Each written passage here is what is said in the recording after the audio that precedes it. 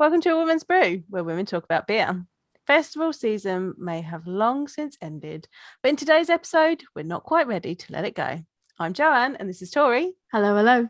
And we're two beer-loving women on a mission to get more people drinking and talking about great beer. Come join us.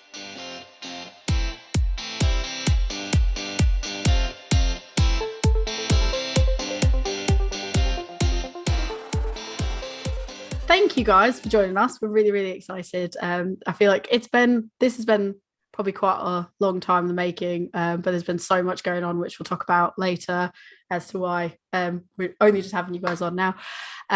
But yeah, do you guys want to do sort of a quick introduction to who you both are, what your role is, and the brewery that you guys come from? Yeah, of course. I'm Alex. I'm the head brewer at Full Circle.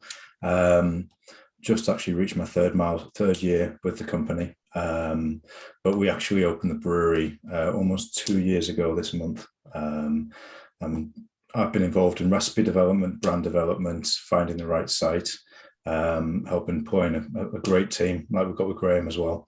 I've been here since the beginning.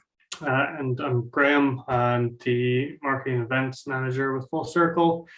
A little bit less time than Alex, but basically from day one, before we even had anything in the brewery, I saw the location completely empty before everything kind of went in. So just been helping build the brand, and obviously for the first little while there was no events with COVID, but we're starting to kind of get back in that swing of things again, which has been led to a busy summer this past summer. And yeah, I think the role is kind of ever evolving. Been doing a lot of different things, from the web shop to helping can, and anything in between, just basically help the business grow. Have you ever had, just out of sheer curiosity, like, had you ever done canning lines or anything like that before, or were you just like, I guess someone needs to do canning, so I'll just do it? Well, I mean, I have the pretty simple task of either weighing the cans or putting them in the box. All that technical stuff is on Alex. Yeah, I have the easy job. I stand at the end. That you just get everything going, and if it's working, it's perfect, and everyone else is really stressed down the other end. I pack about 2 cases a minute, and it's quite labor intensive. So on a good day, we've got everybody from the brewery and maybe one extra person, so that everybody takes turns from the office, and some days it's the entire office that are helping out as well. That's pretty cool. I think I should probably say, as they've probably been able to tell from Graham's accent, you guys are up in Newcastle. Like properly up north. But yeah, lots of cool places around you as well. I was due to come visit until I found out that the wedding that I was going to was in a totally different Newcastle. My husband got it completely wrong. He was like, we're going to Newcastle, and I was like, cool, I can go to Full Circle. And it turned out no, it was not the right Newcastle. And I was like, why is there 2 of them? Come on, guys, let's get this together. Yeah, we're the proper one, although none of us are actually Geordies at all. So there's not one Geordie in the maybe one brewer who's a Geordie, and that's it. So I thought it'd be just quite interesting to sort of say to people how we first got in contact with yourselves. You guys this past year did the International Women's Collaboration Brew Day event. You collaborated with Pink Boot Society, and you had your Kindred event for that. And I thought you could tell us sort of like a bit more about that, and what inspired you guys to want to do that event, because it was a really good event, had a really good time, met some really great people through it, yourselves included. But yeah. So we actually got approached by a lady by the name of Sophie, who runs with her husband a nice burger joint up in Newcastle, and actually become our neighbors recently in Holt's Yard. So she came to us with the idea of doing the event, and didn't really take much thought. We were definitely on board with it. We've had a strong women's influence in the brewery through brewers and taproom staff, and to get a chance to be able to celebrate women in the industry and promote the education, and get more women involved in the industry with confidence to do it, is something that we were more than happy to do. And we met a lot of great women that joined, even though we had to do it virtually with the lockdowns and that. But we had about, I think, 20 to 25 women in the group, all from either, just people interested in beer to brewers to brewery owners and everything in between. And it was great to see them and learn a bit from them. And yeah, so just the ability to raise money for Pink Boots was great. Great to see, and we're definitely interested and wanting to do it again. I think Alex has probably already put in the order with Yakima. We're close to, and hopefully this year we can have that same group of women back, but actually have them in for the brew day and make an actual event out of it. Yeah, this year was a real learning curve as well, because we tried to live stream a lot of the brew day, which was definitely a learning curve for Graham. I don't think he'd ever live stream anything before. People got invited into the conversations that weren't going to be there, but it was really good fun. So we got to go through the brew day step by step, and we kind of live streamed every important process of that. And even leading up to the brew day itself, the recipe was definitely a collaboration effort, including the artwork on the can, the name. We pretty much got to sit back and watch everybody discuss it, and enjoy being part of the process, and eventually come up with a really good beer, some amazing artwork, and a really good name on it as well. Yeah, it's worth pointing out Joe's got the Kindred I've got my t-shirt top on. If you're watching the video, I've got it on so you can see what they look like if you didn't see it. It was a brilliant event. I think actually I've got my Kindred glass. Hang on. Oh yeah, the Kindred glass was beautiful. I didn't even think about it. Yeah, I had my full circle glass that I used literally yesterday, and I put it in the dishwasher, and I was like, oh no, I don't have my glass out. Totally forgot that I got the gift set and I got the glass and that. Yeah, so the artist, if anyone wants to look her up, her name's Laura Sheldon, and I believe her tag on like social media, Instagram is Sheldo_draws. If you scroll back on our feed anyways, you can find, and she's tagged in the post that we put her stuff on. But yeah, she was amazing, and she was, she actually donated the artwork for the beer, because as it was a charity, and so we'll be looking to possibly work with her again on a future label as well. amazing. I think we can probably link her as well, can't we? Yeah, I'll put her in the show notes. Right, so I can see that Tori needs a drink there. So shall we crack open our first beer? Yeah, speaking of beer. Yeah, and apologies to anybody listening to this, because I've just gotten over being like ill over the weekend, or since the end of this past week, and I totally lost my voice, and now it's coming back, which is great, but now I just sound like an idiot at the moment, so I'm really sorry. You just sound like you're mid-festival. Yeah, oh, that's it. Yeah. Festival voice, which is like perfect for this. But I'm really excited to crack open the first beer, which is Looper, and I particularly really enjoy Looper. So, Alex, if I hand it over to you, do you want to tell us a bit about Looper? Yeah, of course. So part of what I was targeted to do, or asked to do when I joined the company, was to create a bit of a core range. And the first one I really looked at was the IPA. So we tried to target a couple of beers, kind of 4.5% to 5%, 5.5% to 6%, and 6.5% to 7%. And most breweries, you look at your kind of IPA being your flagship beer. So that was the kind of one we thought we put the most expensive hops in. We just try and make a beer that we really wanted to drink, and then see what we could sell it for, basically.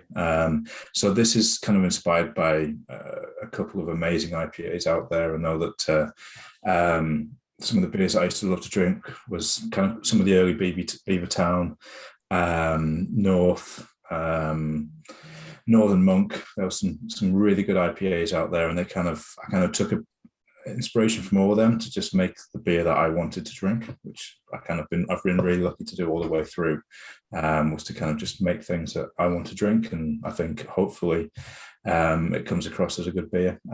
It's quite a lot of oats in there, a little bit of wheat, quite hazy IPA, but very low bitterness, kind of a New England style water profile on that. And then you've got Citra Mosaic and a touch of Cashmere, which kind of give it a kind of your usual kind of citrus and stone fruits, but just maybe a hint of lemon and lime in there, or grapefruit as well, which comes out from the cashmere. So I think it gives a little bit of an edge, which I love. And it's one of these beers that I forget to drink for so long, and then when I have it, I remember why I like it so much. I feel like people on the forums as well, like absolutely rave about Looper. Like Okay. if someone I just think across the board, there's been so many people across the board. It's always like, oh, has anyone seen this Full Circle beer? And anyone would be like, oh no, I haven't seen that one, but I love Looper. It's always like Looper everywhere. And We know for reason. I'm really happy that it's this one.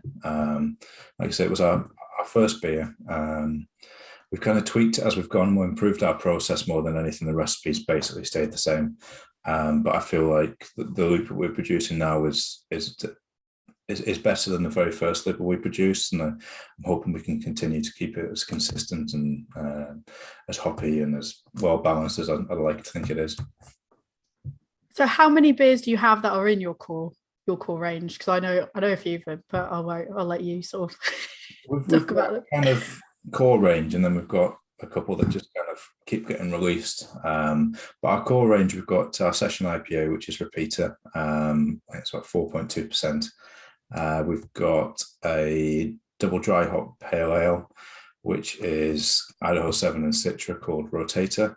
We've got quite a classic American pale ale, which is kind of lightly fined, so it's a much more classic American beer, with the Cascade and Chinook in, and Looper. And then alongside that, we've got a rotating single hop Pilsner series, which isn't technically a core beer, but it's always available. And we've just about to release one which has got Nelson Sauvin in, and then we'll pretty much work on any kind of new world hop on that. So maybe something that's got a bit more of a noble history. We've done Motueka, Laurel, Hallertauer Blanc, but we just keep putting out single hop Pilsners, and I love them. Unfined, and yeah, I think they're great beers as well. That the core that you failed to mention is called the American Pale Ale. It's called Hoop. I described it, forgot to say the name. He just brews it. That's it. Yeah. I mean, Hoop is definitely the beer that gets no love, I will say, because it's very. It's we call it our gateway beer. So if people are coming to the tap room that aren't really craft beer fans but have been dragged along by their friends that are craft beer drinkers, that's why we've got the single hop Pilsner, and it's so good. So we offer that and Hoop as kind of those gateway beers into good craft beer. I think that's quite important though, because I think like I've got a bunch of friends that they, outside of sort of like the craft beer community, that they'll drink beer, but they're not really fussed, they don't really care, but they don't want to spend a whole bunch of money for a can of a certain beer that maybe I'd be like, oh, that costs nothing, but to them they're like, oh, that's really expensive, and they don't have, like, their taste isn't what they're looking for, is not something that's going to be a fuller flavor. They want something that's maybe a bit less, I don't know, not offensive isn't the right word, but to them it's like, oh, that's strong, that's very powerful. They want something that's a bit more like subdued.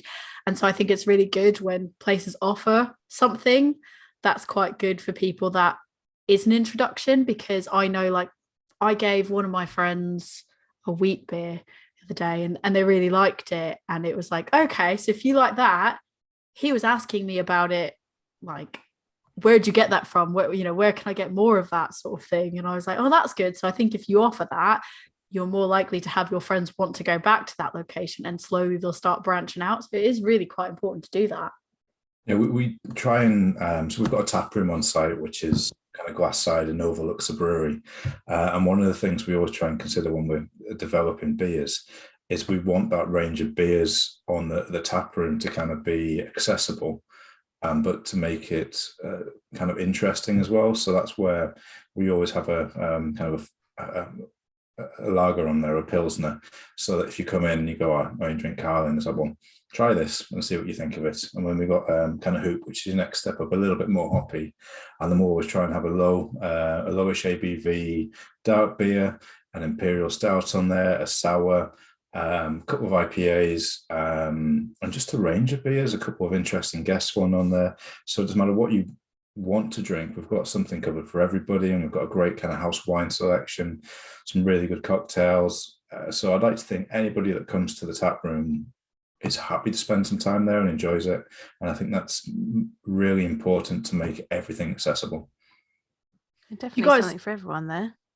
Yeah, I was gonna say, do you guys do food out of there as well now? Because I know you did pizzas at one point. Are you still doing pizzas? Yeah, pizza, dough balls, loaded fries, some kebabs as well, flatbreads, some really good food at the moment. Nice. Joe, I'm keen to know what your thoughts are on Looper, because I know that you don't tend to go like IPA and hoppy beers, so I just want to know. I love Looper, but that's obvious. I like New England. I really like it. What made you choose to put cashmere in it? Because I really like cashmere, and I feel like it's a bit of an outlier, and it's not something that people would necessarily choose to put in their core range. But I think it's amazing. We have the largest contract of cashmere in the UK already, and we still don't use that much of it. So that was quite an interesting thing. Yeah.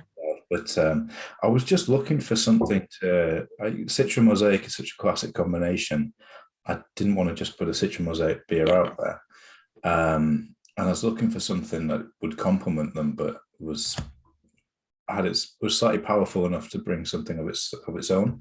And I think I tried a couple of hops during our development, and then I just tried cashmere because it was suggested, and I really like the descriptions on there. And it just worked. I think it just brings a really nice edge to it. Kind of, like I say, a bit of lemon and lime, a bit of grapefruit pith. And I think really happy with it. And I should probably use it in more beers. But it's, yes, please. We might do a cashmere pilsner or something like that. Oh, yes. That'd be amazing. I think it really lifts the other two. Like, it's such a really lovely combination. It doesn't need to be much. It's almost kind of maybe 20% cashmere in there, but you can tell it's in there. Yeah. Not as kind of hit you in the face as a Sabro, but you can tell it's something different. Amazing. I love it. I was gonna say, I think the thing is with Sabro is like when you put Sabro in it, everyone knows you've put Sabro in it. Like other hops kind of blend in a bit, like you could do a bit more blending with it. When you put Sabro in, 9 times out of 10, everyone's going to be like, yeah, I taste the Sabro. Yeah, you got to work really hard to just put maybe a quarter of a bag in of Sabro. Yeah. One of our brewers will not drink anything with Sabro in. Oh, no. Very disappointed every time he sees it on the recipe. And I enjoy when he sees it on the recipe. Yeah. Do you just sit back and like wait for the reaction, and you're like, yeah. Amazing. Not happy.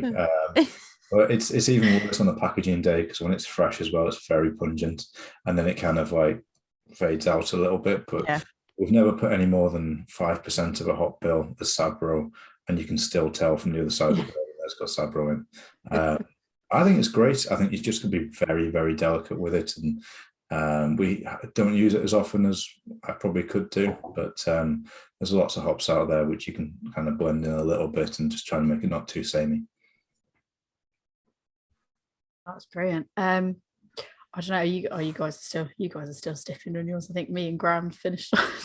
I can move on. That's fine. I don't want to drink. I'll be honest. I did cheat. I didn't pour the whole. Yeah. No. So to be fair, we always do like half, because then we take photos and drink the other half when we're done recording, because we're like, we need those sweet picky pics. So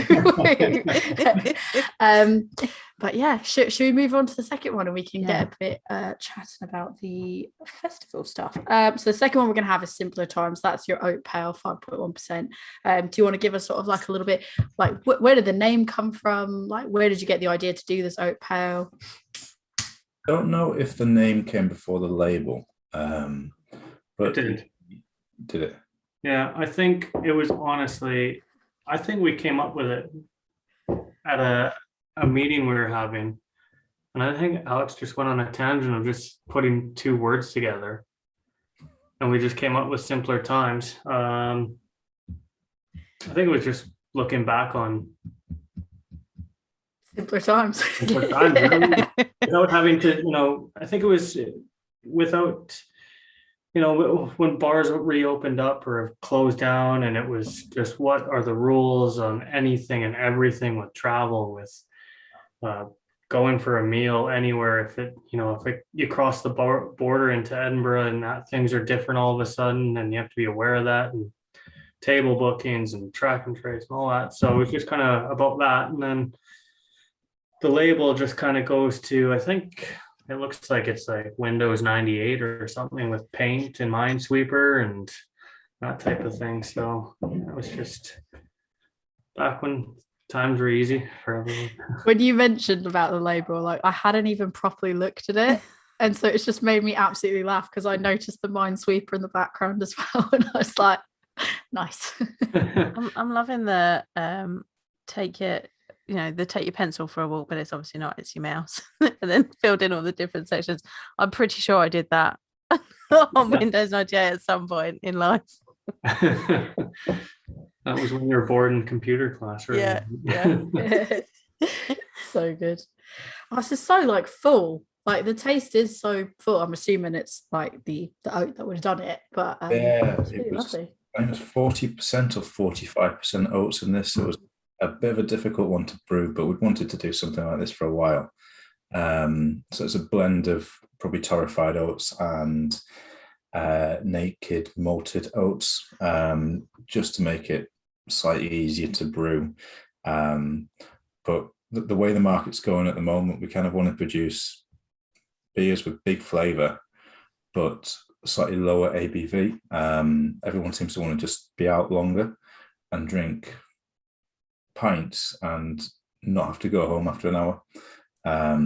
So this is kind of one of our we love 5% beers, basically, so we can drink more in the tap room, but it's quite heavily hopped, this one, so it's quite aggressive, especially with it's got Strata and Equinaut, two amazing hops, and Strata's quite big this year. Verdant are using a lot of it, Wylam are using a lot of it, and it's just starting to come over to the UK, and it's very pungent, it's very dank, but when it's paired with Equinaut, they're both really big flavors, but I'm hoping they kind of balance to become quite stone fruity and citrusy. I know that they in the office they hate when I say the word dank, but I think it suits it a little bit. It's just really funny when you see people use the word dank, and the other people are like, I don't understand why that's not, like, just watching people react to other people using the word dank is almost as fun as using the word itself. It's brilliant. It's quite difficult to describe all the beers because they end up like so many flavor descriptions that you can just write down on paper and they're the same. And it's just picking certain bits and trying to not say the same each week. And you taste a beer side by side and it tastes very different, but you'll still get a little bit of citrus, a little bit of stone fruit and kind of all the things around that tropical notes. But until you taste it, you can't really tell. Yeah. I'm a big Strata fan, so yeah, this makes me happy. Again, I want to hear Joe's feedback on it, because like this is what I said to Joe, it's like we're doing IPA, pale, and the dipper. She's like, oh, I'm a dark. She's a dark, yeah. Yeah.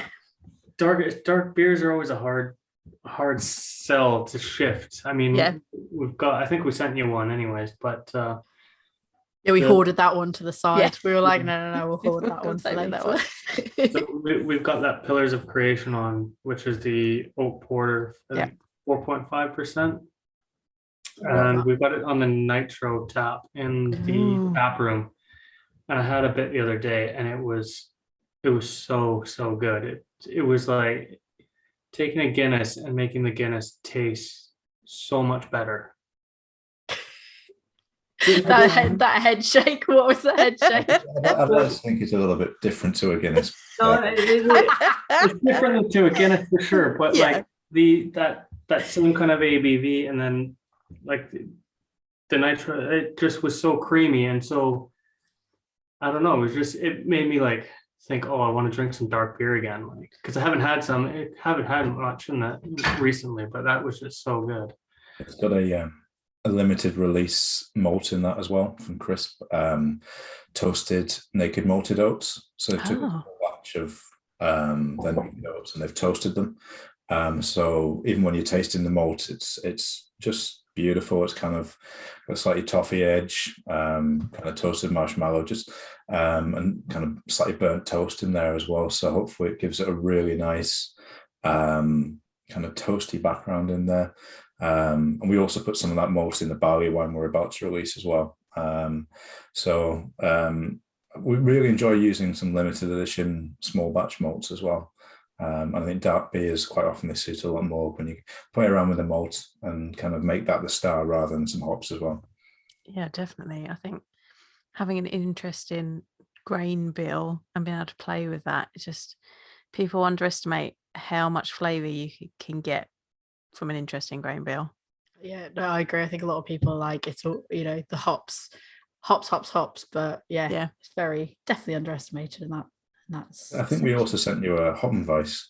Yes, because of your podcast. I was really excited. Like I was honestly, I was like, send whatever. Like we had the argument of like, please let me buy stuff, and I was going to buy stuff because I was like, I really want that Hoppenweiss, I really.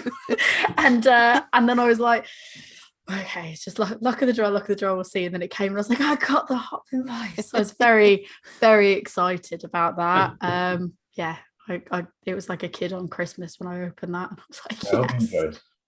I have had, I feel like I've had many of your beers now, and I'm fairly certain I'll enjoy it. Like that saison that you did, still like one of the best like saisons that I probably have ever had. It was. She literally mentions it all the time. Like honestly, I've been telling everyone like if you see a can of like when it was originally out, I was like, if you see a can of it, you have to go. But I'm not even going to name it here because I feel like it's not fair.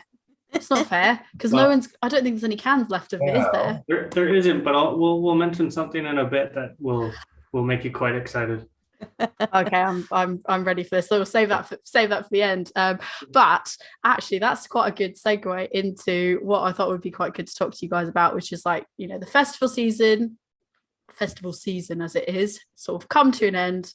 We're going towards the dark days of winter, rainy season. No fun, but we thought it'd be quite good to talk to you guys because I helped you guys out this summer on an occasion or two. Really sorry, but it's so much, genuinely like so much fun. But like best time. But also, if I remember correctly, this was your first year doing festivals, wasn't it?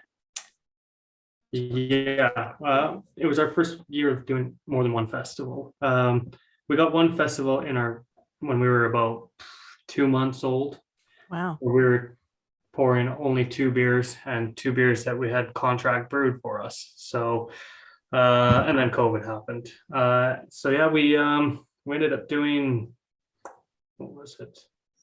I think 5 or 6 this summer.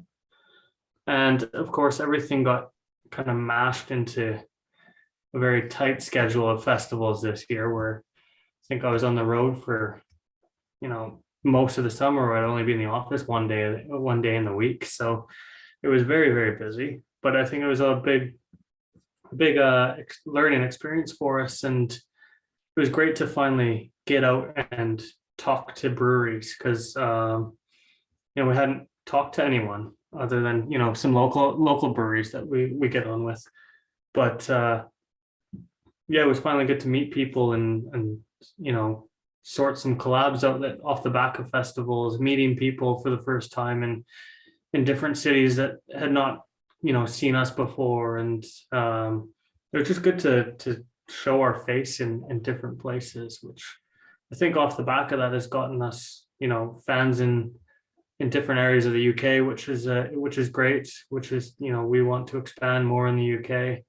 And like I said, we've got some collabs off the back of it. The Auf Wiedersehen, that the wheat beer we did with Salt, and then we've done a beer now with Brew by Numbers that's going to be released soon, and Unbarred down in Brighton, and a few more coming up as well. So it's been fantastic. It's been, worn us down a bit, but it's been a great first year of festivals. And again, obviously, thank you, Tori, for helping us out.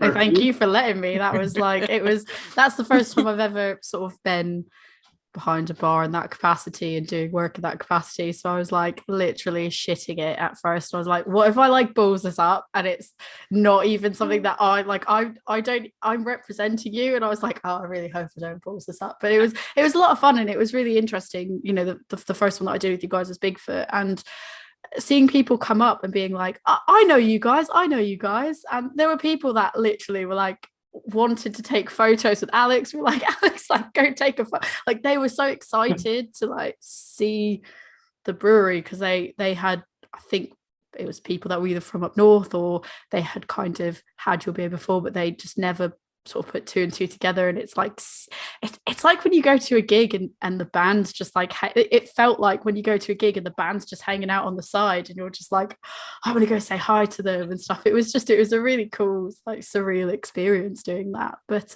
which one was the first festival that you guys actually did of this season? That was Bigfoot. Was it actually Bigfoot? Like, thrown into the deep end of what it was. Yeah, it was so weird going to, I mean, obviously everything was outdoors. So it was in middle of June, I think it was. So it was still kind of weird, just kind of coming out of restrictions and that sort of thing. And it, like you said, it was surreal to see people out and enjoying themselves the way they did. And I think that's one of the things that, like, they were long days for me, especially working, because we've got such a small team that I was, all day, every day of a festival. But to see people excited and coming to your stand and so pumped to taste your beer, it was just like, this is really happening. Like, it feels like it was just like the other day now that we were pouring our first beer in the tap room, and now we've got people coming, like you say, taking photos with Alex and stuff like that. Like, it's just weird to see. Which he looks thrilled about.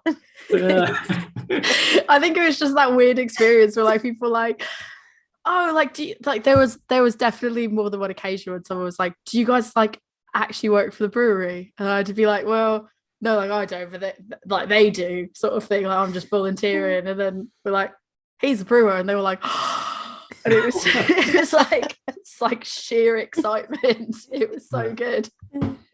It's putting smiles on people's faces, isn't it? Yeah.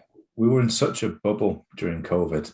The fact that we were literally, our first beers that we brewed got released the first weekend of lockdown. We came to work and went home, and apart from seeing the occasional thing on social media or doing the occasional thing online, we had no idea if anybody actually outside the area drinks our beer. And seeing people come up who drank our beer, or just people coming up in our t-shirts, I think is the strangest thing ever. And I still can't get used to that. But it was a great experience. It's very stressful, but also the opportunity to watch live music for the first time in like a year and a bit. That was amazing. I love the experience, and I really hope we get to go back next year. Even if we're not pouring, I'd love to go back as a customer, and just good beer, and the food was amazing, and just great music as well. It was amazing. I was gonna say, you say that, like, I saw that there was early access not too long ago for getting tickets, and I was like, oh, it's like part of me like really wants to get the early access, because it was such a really good experience. And I think, having gone to quite a few festivals now that were like very similar, Bigfoot did it in a really, really good way. I think there was lots of food options. Like, obviously, Joe, you were there as well. The food options were incredible. Yeah. The breweries that were there were all incredible. There were so many activities and stuff to do. And like Alex, like you said, there was so much live music, and it was just overall, I think, really well executed. And it was a really fun time that I was like, even if I wasn't working, like, I would have been really happy to have just gone as somebody just to enjoy it all. Yeah, I mean, most of the festivals we've done this year have been put on by the company We Are Beer, and honestly, nothing but great things to say about them and the work they've done.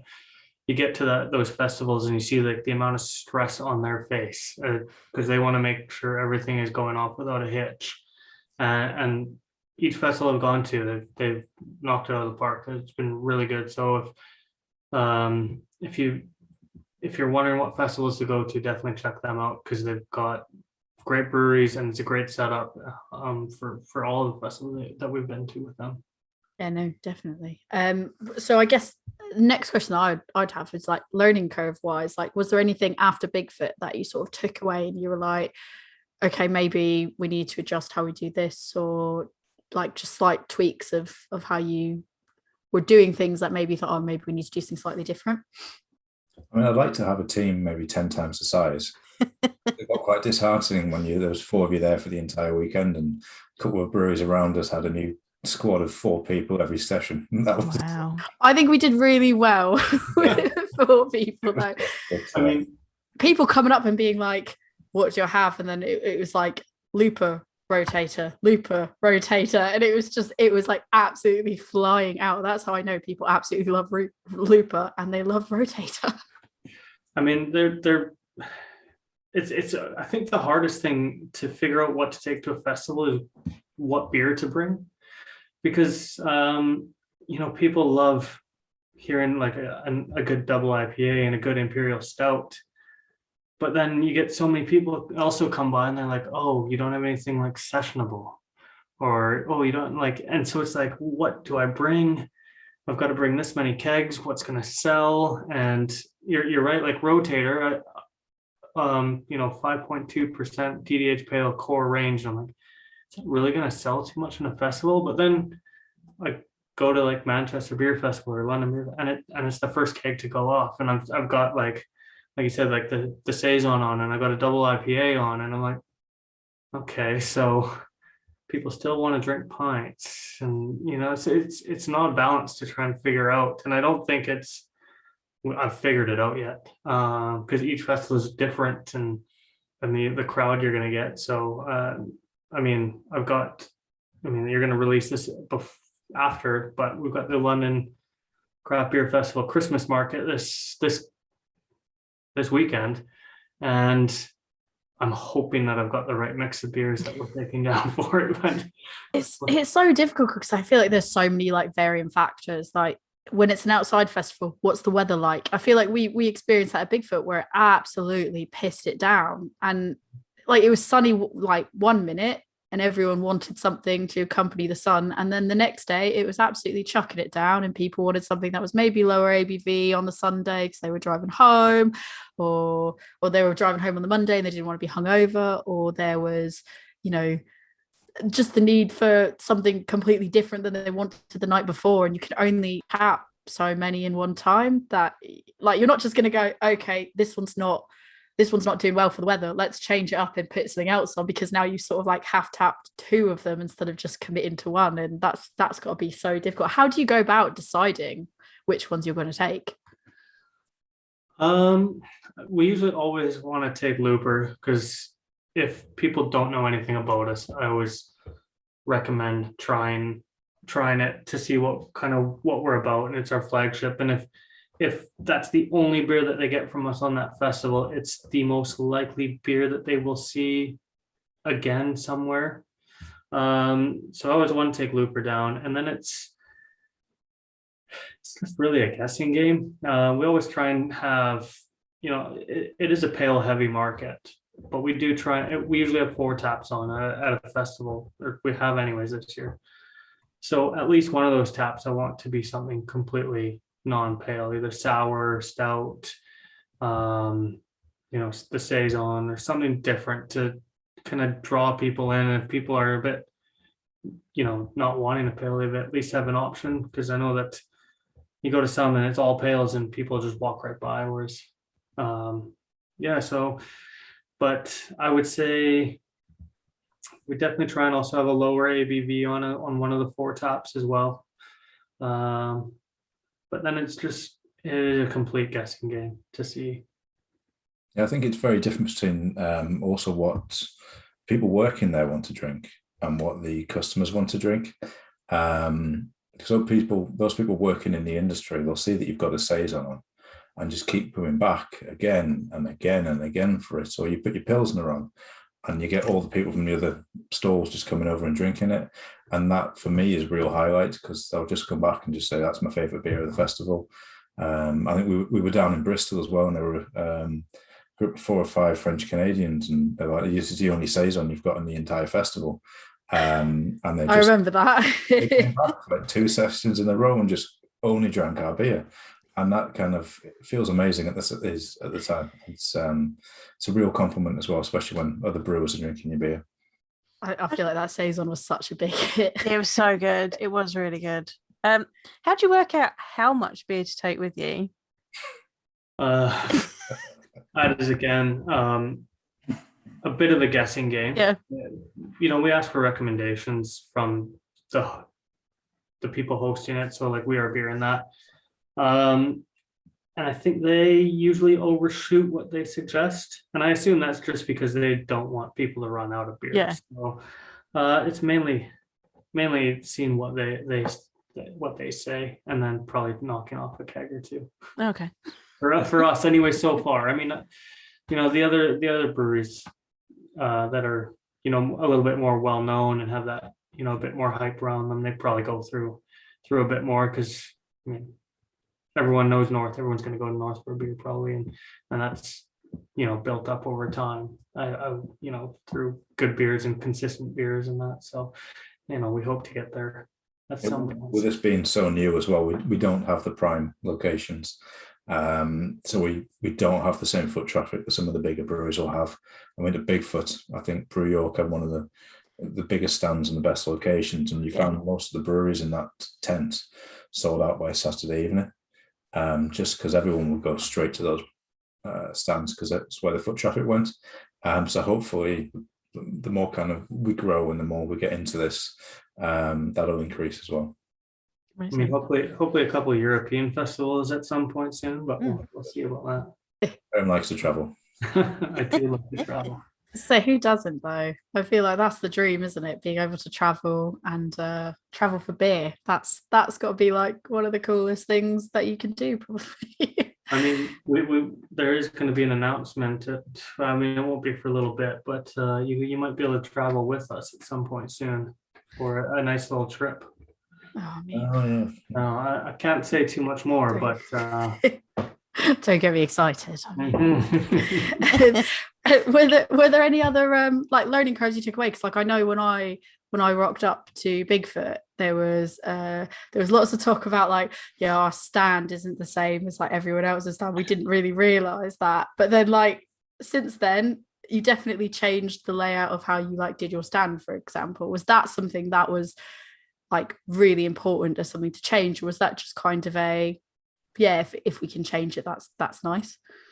Yeah, so the stand at Bigfoot was the stand that we could rent off of We Are Beer, and I'm not sure where they rented off of, but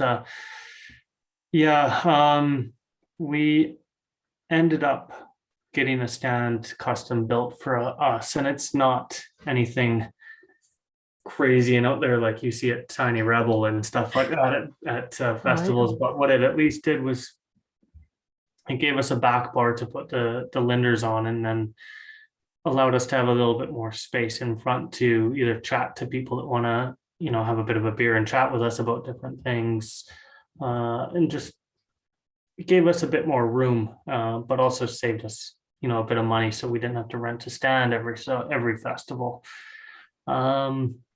I mean, there's still work to do on the stand to make it a bit nicer, but it did help for sure in the future festivals. And I think it depends also on each festival that you go to and how far you need to go and what that festival is going to be like and if you need that stand or not. So, but it also gives us the opportunity to possibly do some local things with it and that sort of thing. So I think you came out looking really good, to be honest. Like when I saw it after I know that there was a discussion of like, oh, we should probably like make our own, like, can we do this, can we do that? And I saw it, I was like, oh, look, like whatever you did, it came out like really good. It looks really nice. So yeah, kudos on that one. A couple of festivals in, you start getting used to set up and take everything down as well, which at first is quite daunting, but then you kind of get used to it. It takes fewer people. It's less stressful as well. And just practice makes perfect. And hopefully a load more next year as well.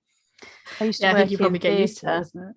and so I used to work in theatre, and I used to work on the road, and I did a Christmas show one year, and first night breaking down, putting in the lorry for it to go to the next thing. It takes a while.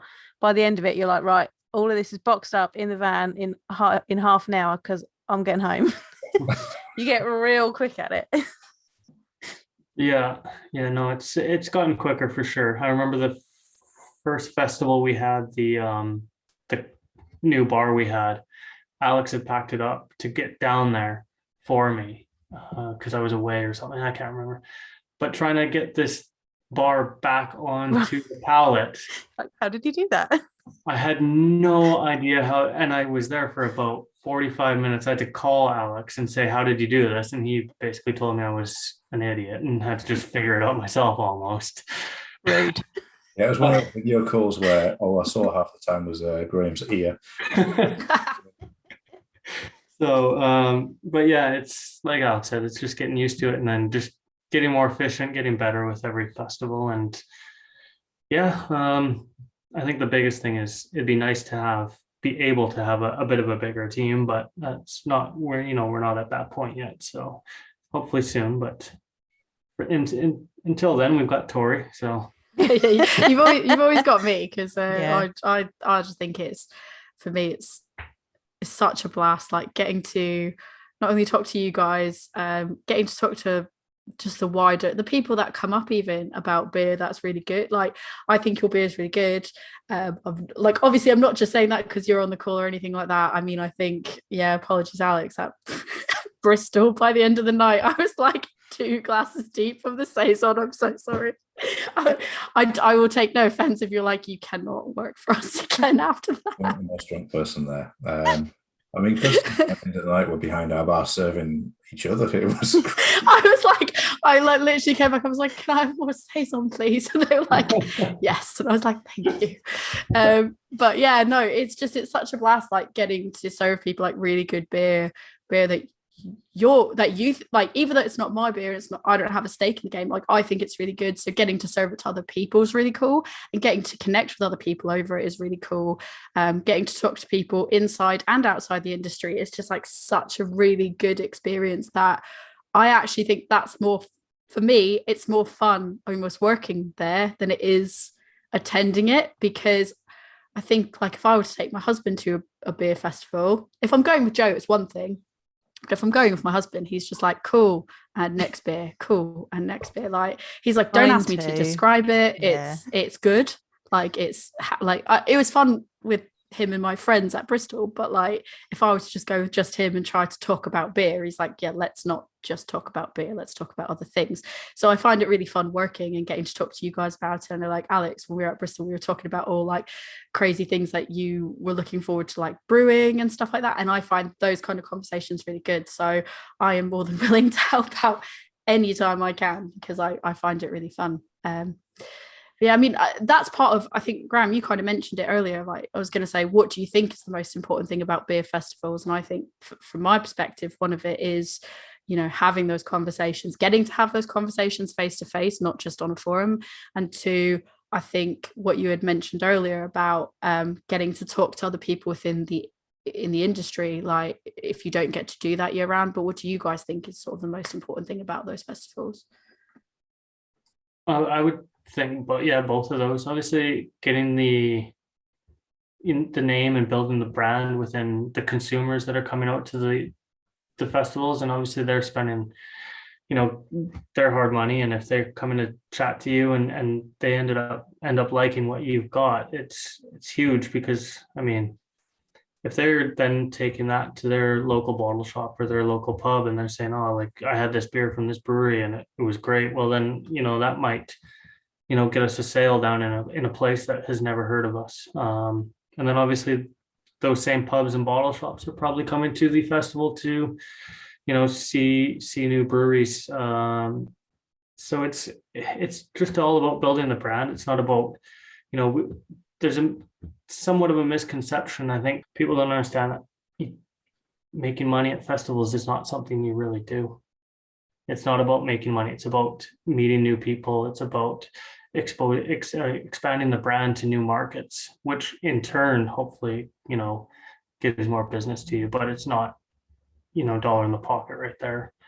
And then, meeting new breweries and then being able to collaborate on beers and then also get into different markets through collaborations is great. So, yeah, it's lots of those. I would say those would be the three main things that are great about the festivals. Yeah, I just love having conversations with people on the stalls, and whether they're from other breweries or whether there's just kind of consumers there. It's just great to talk to them, and I think they enjoy talking to people that have a real connection with the brewery as well. I think that's really valuable to them, and because we're so new and we're still, it's kind of one thing, you question pretty much everything you do as a brewery, whether it's the right thing to do. Is the beer going to taste okay? It's just really nice to have people saying they actually enjoy your beer. It's as simple as that. They enjoy drinking what you make, and I don't think I can ask for anything more than that. What's your least favorite task of when you're setting up for Break It Down? Like, what's the thing that you hate to do? For me, it was attempting to move kegs. I was like, I'm gonna try. You're like, give it a go, and I tried picking one up, and I was like, nope, this isn't for me. On the last evening at 11:30 at night, cleaning linders and making a pallet while everybody else is having a drink because they're coming back the next morning to do it, and I want to get the pallet sorted and go to bed and then just go home. I would say the travel home is probably the worst. I've got we've got the London Craft Beer Christmas market this weekend, or it's already happened based on this podcast. But a 5.5, 6 hour drive home from London on Sunday is going to suck. And then Monday morning work is going to be. It feels almost like it's better. Like, could you guys fly to London? Would that not be slightly easier? Well, I guess because then you have to take the beer. Who's going to take the beer? Well, we've got the beer going down on a pallet with a courier, but we've got little bits that still need to go in the car and then it's just, I don't know. I think it's a bit easier because then you got to wherever you fly into, and then you got by the time you do all the flying and travel from the airports to the airports, it's probably going to be close enough to the same. Yeah, probably the same amount of time. Right, before I ask the last question, I crack the beer. Joe, do you have any more other festival related questions that you're curious about?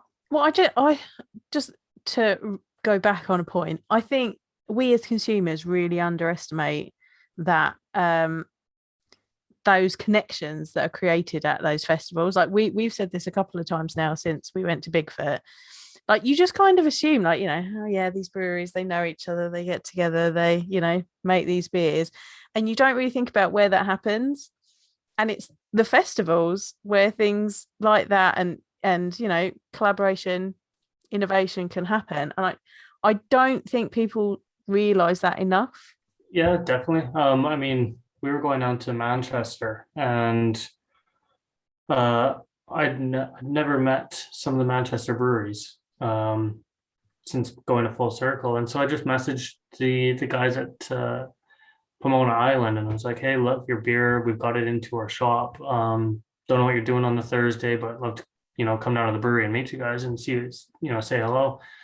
And then we ended up at their tap room and just had an entire evening with them in Vault City, and it was just like, it was so good to meet those Amazing. them, and you never seen them before, and then all of a sudden you just start connecting, and we've got a couple of collaborations with Pomona Island in mind for next year, and we're pumped to do that, and it's going to get us our name a bit more into Manchester, but also when they come to us, it's going to get their name a bit into Newcastle, and that's kind of a big part of collaboration is bringing that brand to another market. And again, we wouldn't have been able to do that without really being able to go to a festival and meet people. So there's always a lot of common ground with any brewery that you meet. It's you all share the kind of fact it is a hard job. It's long hours, it's physical, There's a lot of traveling involved for these festivals as well, and it's something that you all go through. Doesn't matter how big the brewery is, it's all the same essentially anyway, and that's something that you all share deep down. Now's the big question for everybody. What was your favourite festival of the year and why? Joe, you're included in this as well. Oh, Have a think. I feel like I need to play like countdown music. I would say Bigfoot Festival, just because it was so different. It was the first one, and it was the first time I got to see people, like, as bad as it sounds, enjoying life again. Because I hadn't seen that in over a year at that point, or type of thing. And so it was an experience for sure. So I would say Bigfoot for sure. Yeah, Bigfoot for me, and getting to share a tent with Graham as well. Any festival. My favorite part of the tent sharing was like in the morning, just seeing your head pop out, Alex. You're like, "Good morning, everyone." It was just like just ahead. It was brilliant. Yeah, that was that's got to be probably like the best and worst part of like a festival, is sharing the tent, because I slept through it all, had to listen to me snore. but it's so great because it's just like a nice, everyone can kind of like have a few drinks together and just like stumble off to the tent and go to bed. I would agree though, Bigfoot, I think for me, same reason you said, Graham, I think it was like seeing people enjoy life again. It was the tent next to us. That's where the DJ was, and it was all kicking off after a certain time of night. And it's like we could enjoy that from a nice distance, where I wasn't sort of like too close to it. I could have some space, I could have some beers, and I could just watch it happen and listen to the music and just see people enjoying themselves. And yeah, completely agree. What about you, Joe? yeah, I really liked Bigfoot because it was different from any other beer festival I've been to. I'd not been to a camping one before. I've really enjoyed Nottingham Craft Beer Festival as well. That just, it had a really lovely friend. Not that other festivals aren't friendly, but there was just a real like kind of camaraderie at it that I really enjoyed. There's some good ones this year. Leeds was good as well. Didn't get to go to those ones. That was I started a new job and I didn't have too much holiday, so as much as I wanted to go to a whole bunch of them, I couldn't take the time off work, so Joe went without me. I did, sorry. Yeah. sorry. Actually, that was when I was at the wedding in Not Newcastle. Oh, yeah. The Not Newcastle wedding, so she went to beer festivals without me. I did. It's not cool. Shall we crack open this last beer, which is the Dipper, which is, I'm the most excited for Joe to have this one. So rude. I mean, this is very different from our other beers in terms of its West Coast rather than East Coast. And the story behind this beer, so our local Brewdog branch in Newcastle, both I and quite a few people of the team have a history with. So one of our brewers used to work there, used to run the homebrew club there, and that was my introduction and kind of first ever homebrew club. So when I was starting to get interested in beer, I kind of went down there really nervous, and everybody was really welcoming down there. Everyone just wanted to talk about beer and drink beer. And the homebrew club itself was called Brew House Collective.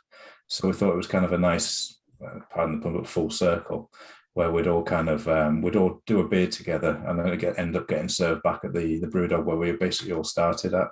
And the team there, they wanted to do a West Coast Dipper. So we kind of, again, similar kind of collaboration as the Pink Boots beer earlier on this year. We discussed the beer, what type of hops they wanted in it, came up with the name, and I love it. It's kind of piney, resiny, very classic American West Coast. Not blow your face off bitter, but there was definitely a bitterness and bite to it as well. And nice and clear as well, like the West Coast style should be. And that malty sweetness as well that I'm getting, Yeah. which is quite nice. That helps sort of like balance out that bitterness as well. And it drinks quite well for an 8.8% beer. It doesn't taste like an 8.8%. No, it doesn't. I'll say that much. How are you feeling with it, Joe? How's it going down for you?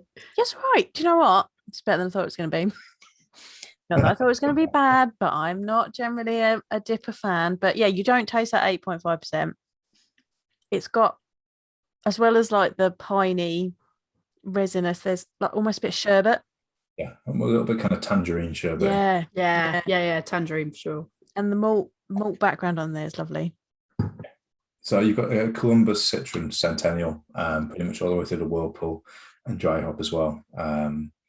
It's one of those beers I like to have on the tap room because it's almost a bit of a palate cleanser compared to some of the other stuff as well, and it gives us a nice range on the bar as well. I feel like it would probably pair really well with like a lot of foods as well. Because I find like the beers that have a bit more bitterness in it do tend to just like pair with a bigger variety of things as well, and just go like really good with, you know, pizza. Like West Coast style, I feel like goes like really well with things like pizza and chips and like that kind of stuff. So I feel like this would go down well if you're ordering a meal. I mean, it is a meal almost. It is, yeah. I mean, it's a meal in itself, but I really like the artwork on it as well. Yeah. Like it's just it's very eye-catching. Might have been the film Predator, when they just handshake with each other, Arnold Schwarzenegger and somebody else. Oh, who was it? Yeah. Oh, yeah. Is it Predator? I think so. I think it's it was a bit of a joke when we suggested it, but it works quite well. Isn't it weird how things turn out like that? I mean, we've had a few mix-ups like that in beers, and that we did a beer with the guys down at, is this a Phantom one? Yeah, Phantom. And we were like, oh, do you have any name suggestions? And then they put through a bunch, and one was Not My First Rodeo. And then they put in brackets Drive. And we thought they were referencing the movie Drive. Right. It was a quote in the movie Drive. And so we basically recaptured a iconic scene in that movie and put it on the label, and we called it Not My First Rodeo. And we're like, here it is, it's been released, we got the labels done. And they're like, we don't understand the label. We're like, what? Oh. And they were like, no, it was supposed to be like Not My First Rodeo Drive. And we're like, oh. I could see that coming. Yeah. Like when you were like, oh, we thought it was the film Drive. I was like, oh, do they mean Rodeo Drive? Yeah. So things happen. And it works. That's so good. I think I've got that one as well, and I picked up the collab that you guys did with Wild Weather as well, the whip beer that you did. I haven't had it yet, but I'm quite excited to have it because I do like a good whip beer. So I think it's going to be an exciting one. So that's hilarious. Not My First Rodeo Drive. And they're like, what is this label? What is this about?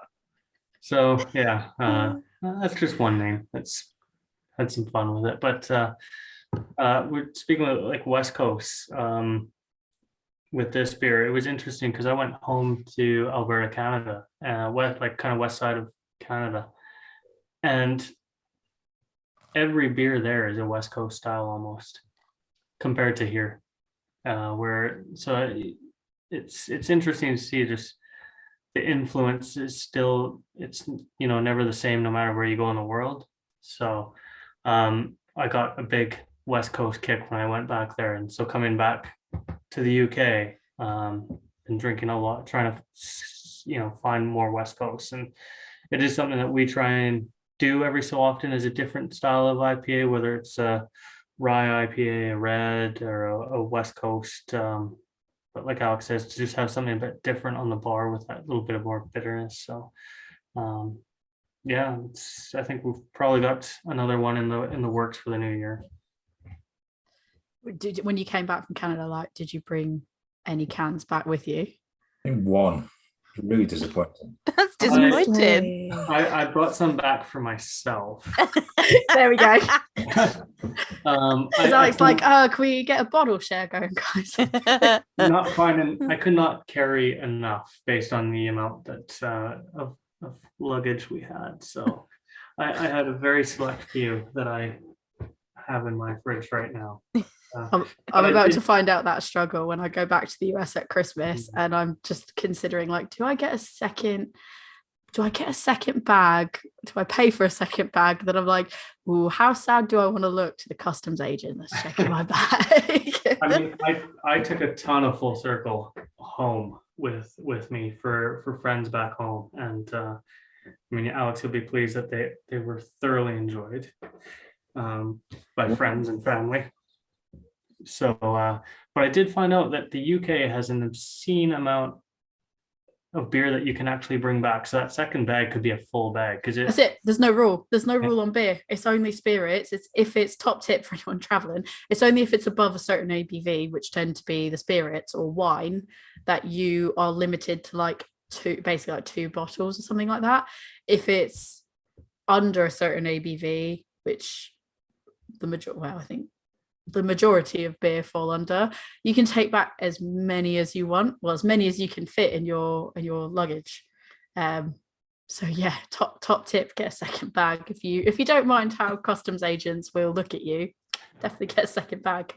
If we chip in and help pay for that extra bag. That's it. I'm planning on I'm potentially going to Treehouse. I'll try to get some like nice tree houses in. It's all good. I've already been like, you're getting me beer, yeah? She's already asked me, can you get me a Sam Adams Utopian? Yeah. I was like, She's I don't got a think I'm going to mission. be able to find that. Yeah, I'm like, this is your mission. If you choose to accept it, And then I want you to go told find me her, this beer. if I find it, I'm going to be so paranoid that I'm going to be like carrying it like a baby. I'm going to be like, I'm really sorry. Like, this is my child. Can I buy a seat for it? Like, how much money it costs to get those? I don't know if I feel. She's like, I believe in you. I was like, I don't know if I believe I trust in me. you. It's fine. Stressful. It's really stressful. But yeah, I mean, we'll talk. We'll get some. I'll bring some stuff back. Don't worry, guys. I won't let you down. I'll bring it. Some of the British inspired styles that are done so well over there, kind of wee heavies, big bitters, brown ales, that kind of stuff. Oh God, there are not enough brown ales over here. I want more, please. Definitely. I think I'm bringing a selection back with me as well, because I'm like, my sister stocked up on all these beers that I wanted, mainly pumpkin beers, we'll be honest. But she's got me all the pumpkin beers, and she's got me like the Sour Patch Kids, the sour one that I forget who the brewery is that did it, but they did the Sour Patch Kids ones.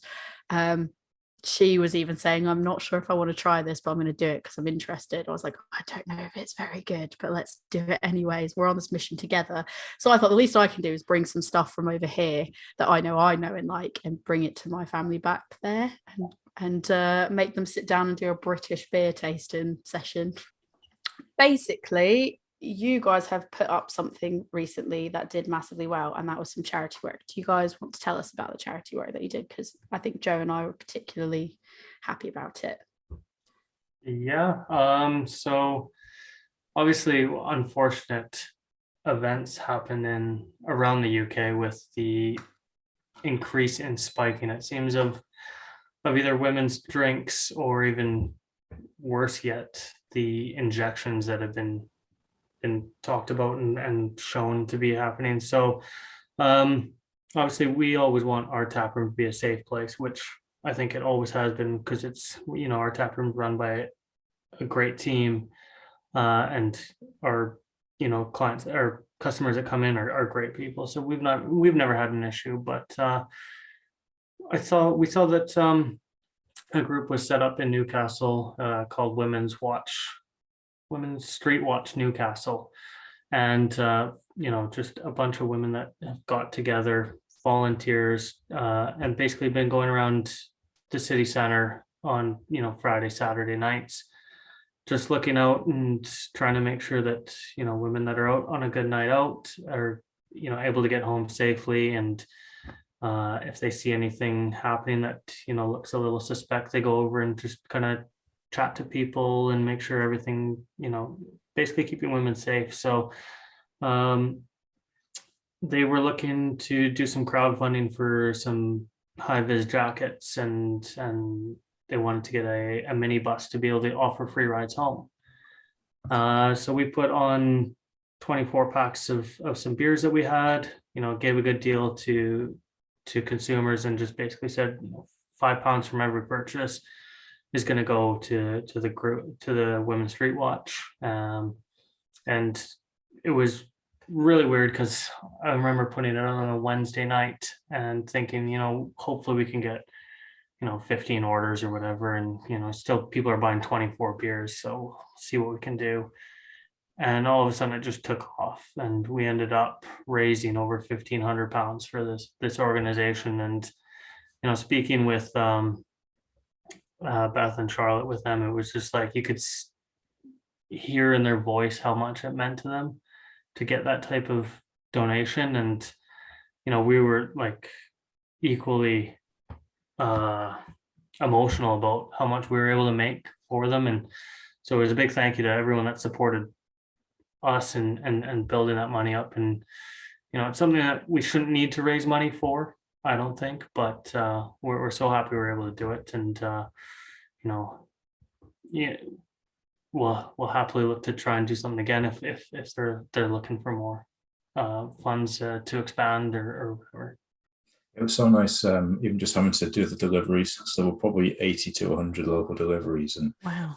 On the order forms, you could see where people put extra donations on. People gone even £1 or £5, £10. It was so nice to see that people actually took up the offer, had the £5 in there, and just put a donation on top. That was really nice to see.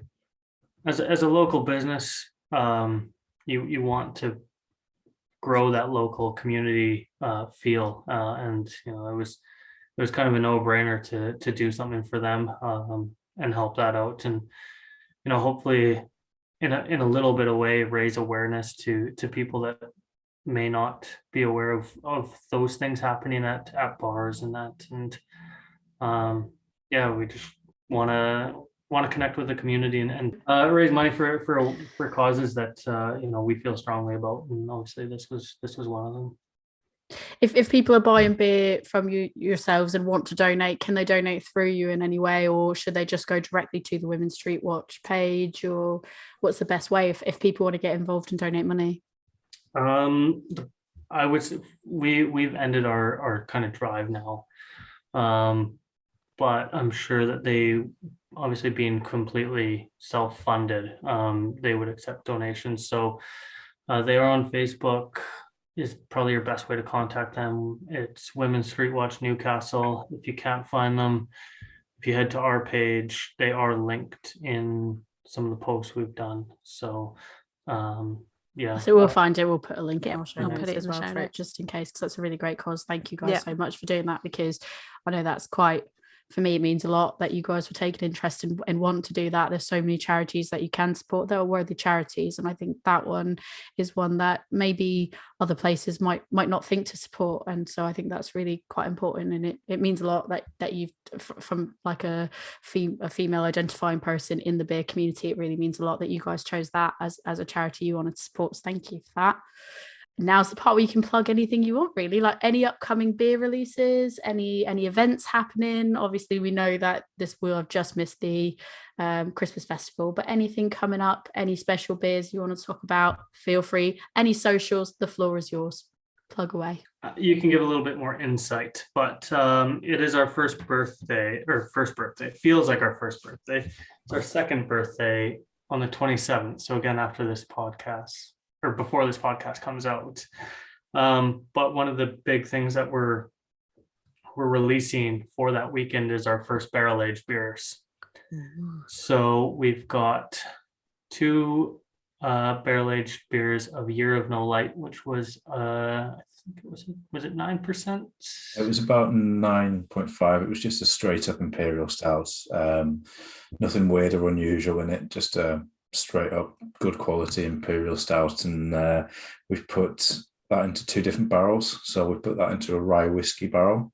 So if you're a whiskey fan, that pretty much just tastes like you're drinking whiskey, which seems to be what, if you like that kind of thing, that's what you want. And the other one, which is kind of something that I just absolutely love, is it's in cognac barrels. So it's such a lovely depth of flavour in that one as well.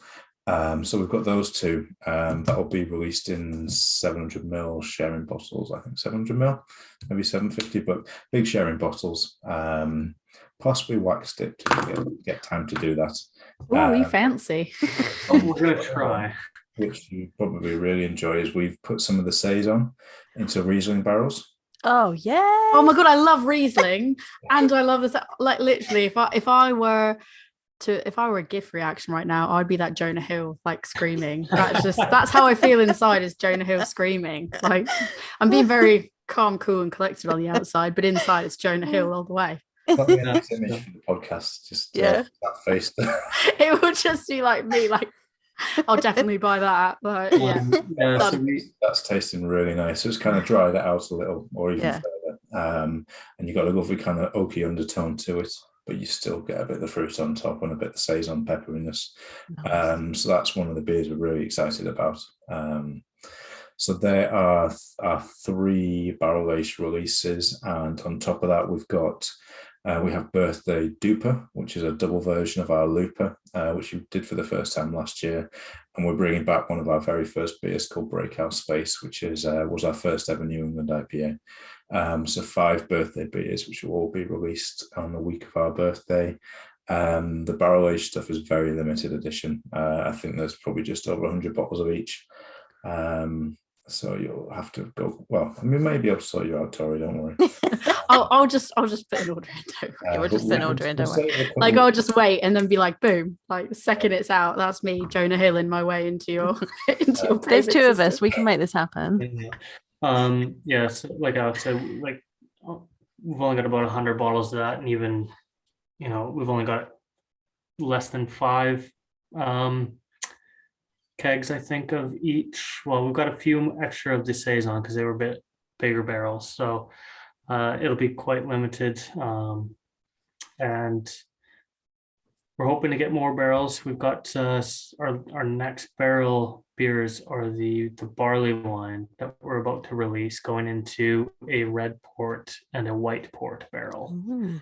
Oh yeah, that sounds. We just spoiler alert. We just recorded a barley wine episode the other day, and I decided that I don't fully hate barley wine. So yeah, this is like you're just building up a whole other order for me to put through. So that's fine.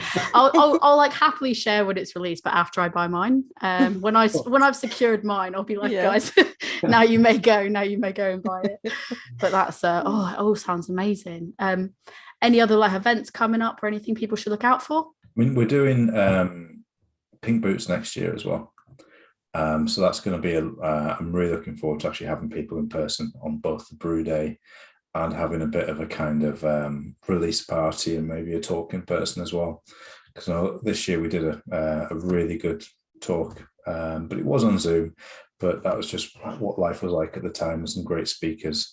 But really hoping we can do something in person next year and just have a bit of a party as well. I think let our hair down and make up for last year. I mean, your hair's down. Yeah. Sorry. As if people want to get involved in that, like, is there ways for people to get involved in the collaboration brew day if they want to, or is it sort of more for local people? Yeah, I would suggest you just contact Graham at shout@fullcirclebrewing.co.uk. More the merrier, as far as I'm concerned. I mean, you can just give us a message on Instagram as well. So all of our social handles are just at Full Circle Brew on Instagram, Twitter, Facebook.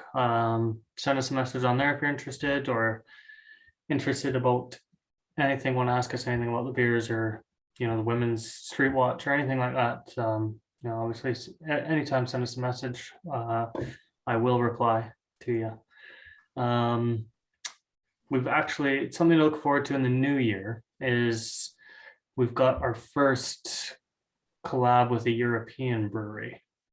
So we've got a brewery called Little Rain in Barcelona coming up to do a beer with us. And we're going to have a bit of a tap takeover from them in February next year. I know that's a while away, but that'll be good to see. And we're just hoping that the world continues to be normal-ish, and we can start planning some better events. We are in the early stages of a festival plan for next year. So Tori, if you want to work I mean, yeah, done, sorted, all good. I'll look forward to hearing more about that then. But obviously we'll link all your socials and everything else. So yeah, thank you guys so much for coming on and talking to us. I know we've overrun by a half hour. You've been amazing. Thank you so much. And for putting up with me having like just got my voice back. So thank you so much, guys. Look forward to seeing you guys soon. Anytime. It was great. So much. This one's all you. This was all you. Yeah, well, to be fair, like I've been in conversation with them for quite a while to come on, but it's just because of festival season, which is why it felt so right to talk to them about festival season. They're just the timings didn't line up, and it was just easier. We sort of agreed when festival season is over, we'll get them on, we'll have a chat to them, and yeah, I think even we've had a delayed end to festival season this year because of all the rescheduling of COVID and all the things that were tried to cram into quite a small window. So we sort of finished festival season, had a bit of a break, and then managed to get to speak to them. But Alex and Graham, they're I mean, everyone that I've spoken to from Full Circle that I've had the absolute pleasure of working with has been so lovely.